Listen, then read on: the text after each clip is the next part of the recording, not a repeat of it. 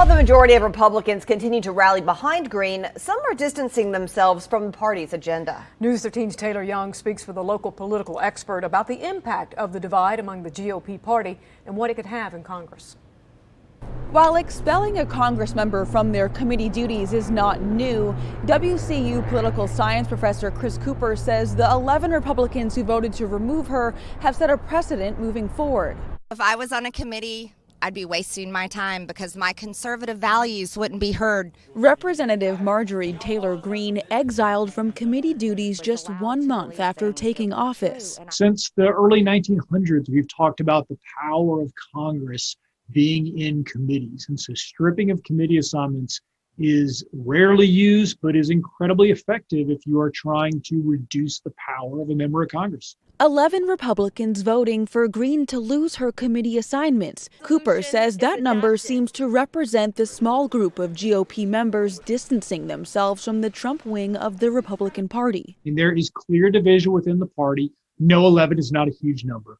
But to have 11 folks of the same party vote to remove somebody's committee assignments, it is a big deal. One lawmaker voting in favor of Greene, North Carolina District 11 Congressman Madison Cawthorn. There does appear to be a little bit of an alliance between Cawthorn and Taylor Greene. There was a little bit of a kind of dust up the last few days that there used to be, I believe, an Instagram post of Marjorie Taylor Greene and Madison Cawthorn at a gym together, and that they've both now taken down that picture. Thursday, Cawthorn took to social media, tweeting, "This Republican Party has never been more united, honored to serve with such incredible men and women." Cooper says only time will tell how members of Congress navigate their relationship with Greene moving forward. Do they distance themselves a little bit from her, or do they bring themselves even closer to her as she draws the media attention and the national attention to her? We reached out to Congressman Cawthorn's office for a comment on the vote.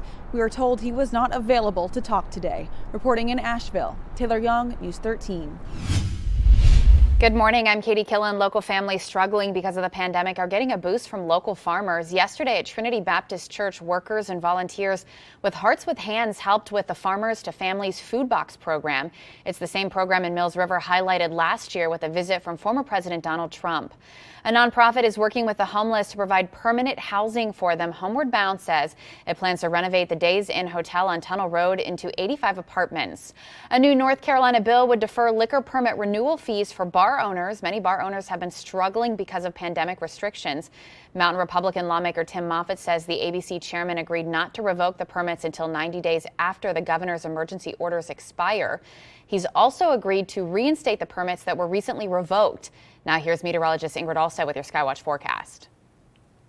And good morning to you, Katie. Happy Friday to all of you. We do see a chance for some spotty rain this morning. The rest of the day should be high. Temperatures stay in the 40s, and then tonight back down to 36 at 7 p.m. Here's a look at high temperatures expected, ranging from the low to upper 50s, depending on where you live. More like the middle 40s here in Asheville this afternoon.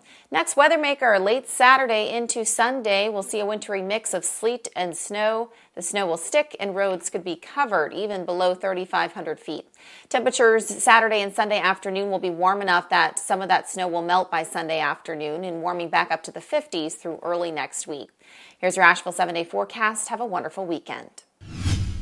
One teacher is using unique stories and competitive math games to educate students in this week's Thanks to Teachers. News 13's Karen Wynn shows us how one fourth grade teacher is staying on top of her game during the pandemic.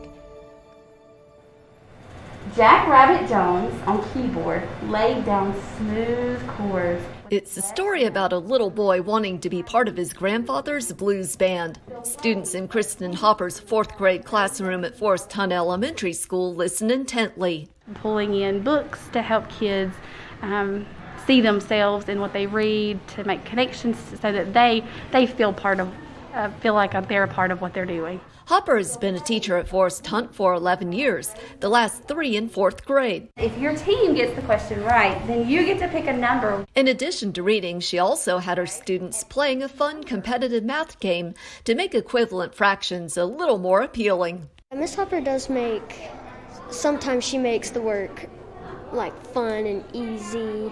11. Oh. Hopper says she realized she wanted to be a teacher after participating in the America Reads Work Study program in college. I was able to, I felt like, really help them be successful with the things that they were struggling with or expand on the things that they were really good at. What's it going to be? However, Hopper says her biggest motivation for being an excellent teacher is being a mom to her 2 children.